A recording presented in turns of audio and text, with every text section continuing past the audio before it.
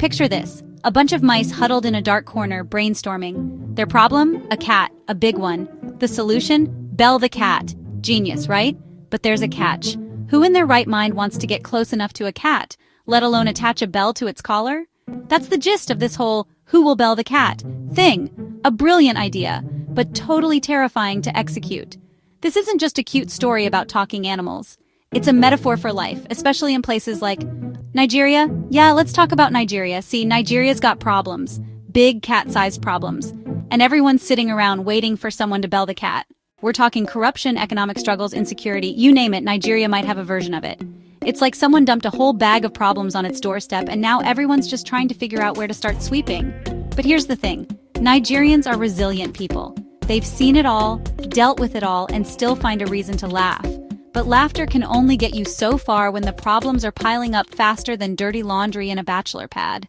Corruption in Nigeria is like that uninvited guest who shows up to every party, eats all the food, drinks all the booze, and leaves a mess for everyone else to clean up. It's everywhere, from government offices to police checkpoints, and it's costing the country billions of dollars every year.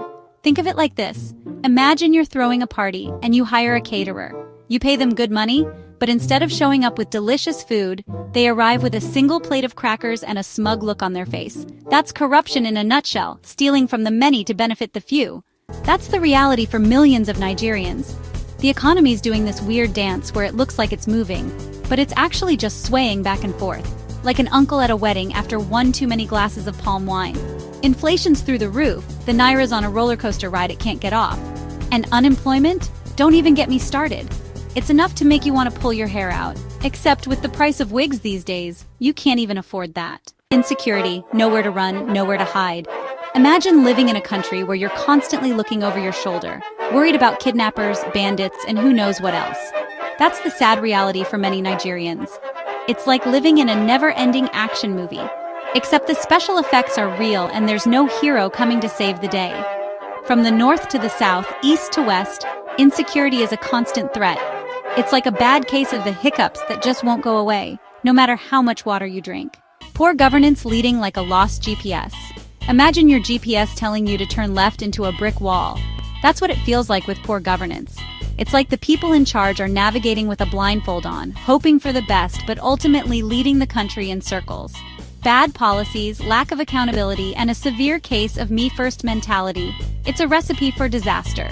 And guess who gets to clean up the mess? You guessed it, the people. Now before you think it's all doom and gloom, let's talk about the heroes. Because even in the darkest of times, there are always those brave souls who dare to raise their voices, to challenge the status quo, to try and bell the darn cat. We've got journalists risking their necks to expose corruption, activists fighting for social justice, and everyday citizens standing up for what they believe in. They might not always succeed, but they're out there, fighting the good fight. Even when it feels like an uphill battle against a mountain of problems. The fear factor. Why nobody wants to bell this cat.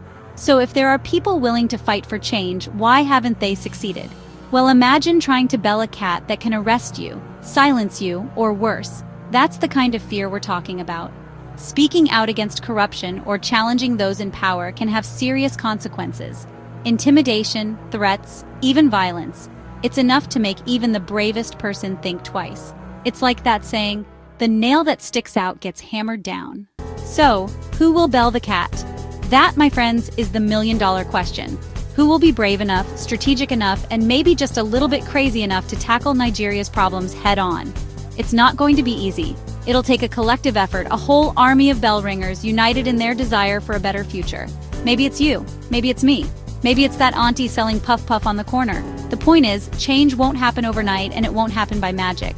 But if enough people are willing to stand up, to raise their voices, and yes, to bell the cat, then maybe, just maybe, Nigeria can finally reach its full potential.